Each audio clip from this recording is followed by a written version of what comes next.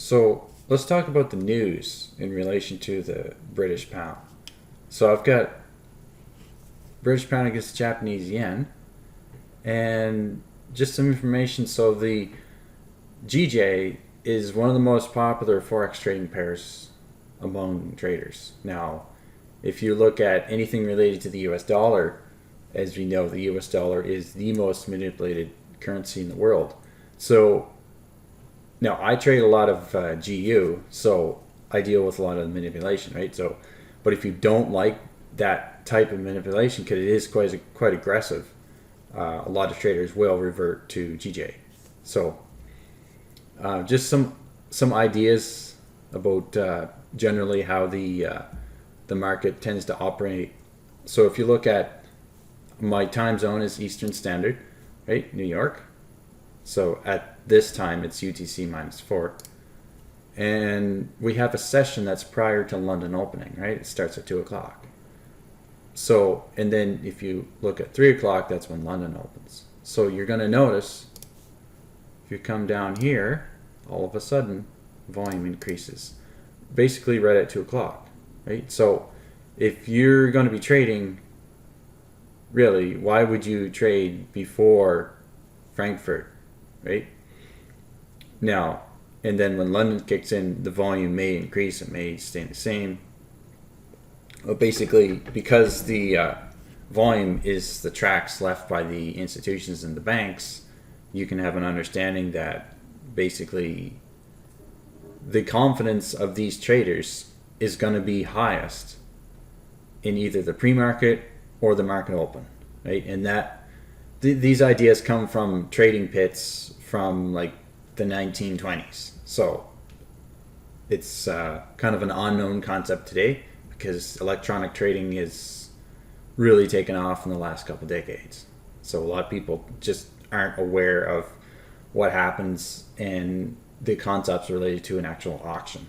So here we're looking at Frankfurt at 2 a.m. and London at 3 a.m. Now the date is June 29th. So let's go to Forex Factory. That was June 19th, I believe. Yeah, June 19th. So here we go. My time is, you can set the time. I believe this is Eastern Standard. Yeah.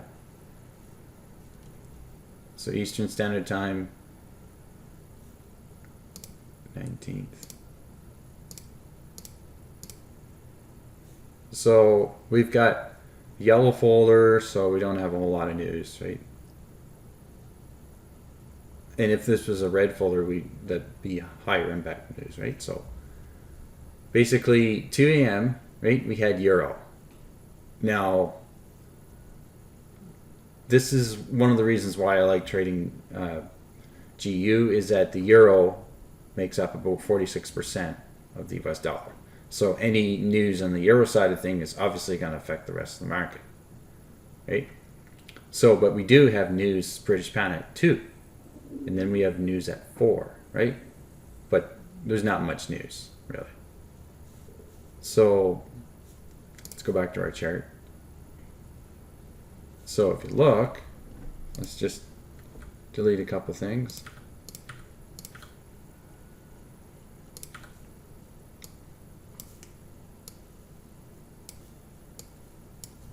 So we do make a high at 235.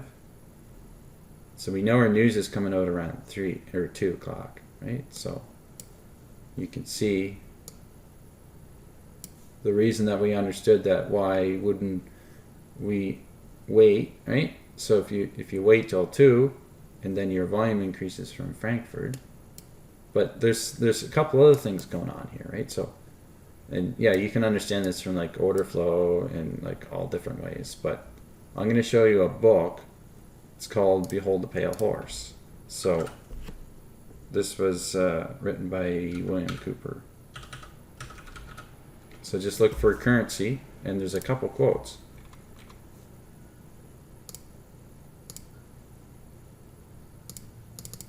So we want to find, basically, here's where a lot of this starts. So in electronic science, dissipation of energy is performed by an element called either resistor or conductor. The term resistor being the one generally used to express the concept of friction, and the term conductor being generally used to describe a more ideal device, i.e. a wire, employed to convey electronic energy efficiently from one location to the other. The property of resistance or conductor is measured as either resistance or conductive reciprocals.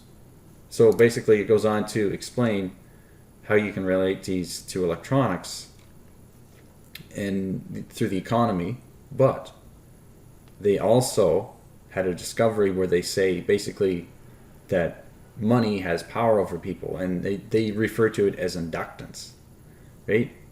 So, and they say that there's a certain power, so when there's inflation, they have like power over people without actually affecting them.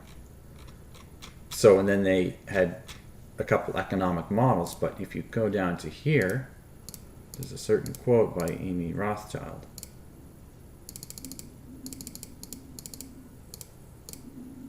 So it does say, "Give me control over a nation's currency, and I care not who makes its laws." Right? And that was a quote by Rothschild. So hundreds of years ago. So what this is saying is that who cares? Like if you're trading, they don't necessarily care about the laws, but in fact they are actually in control, right? So it's the traders that are dealing with the security. They have the control, essentially, right? And there's one more quote.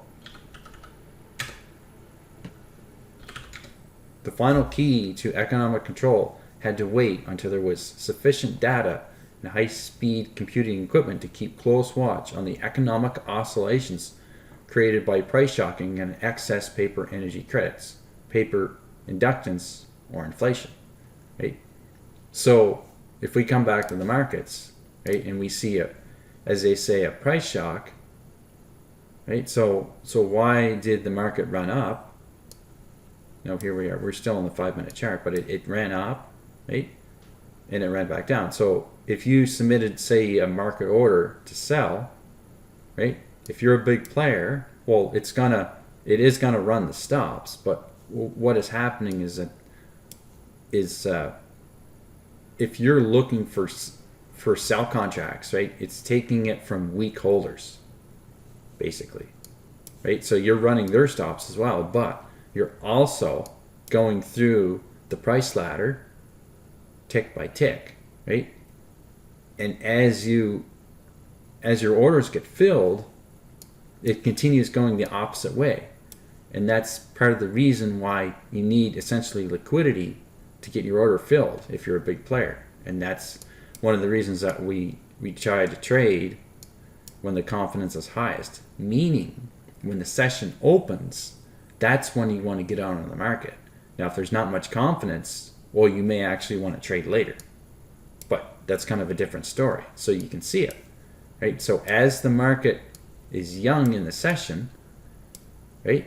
So if you manage to get in here, right, you wouldn't have a whole lot of business to do for the rest of the day, right? But you can see here we are at 9 o'clock, 8 o'clock. So anybody that might have got the direction wrong, now they're scrambling to fix their position. And also speculators are entering the market as well,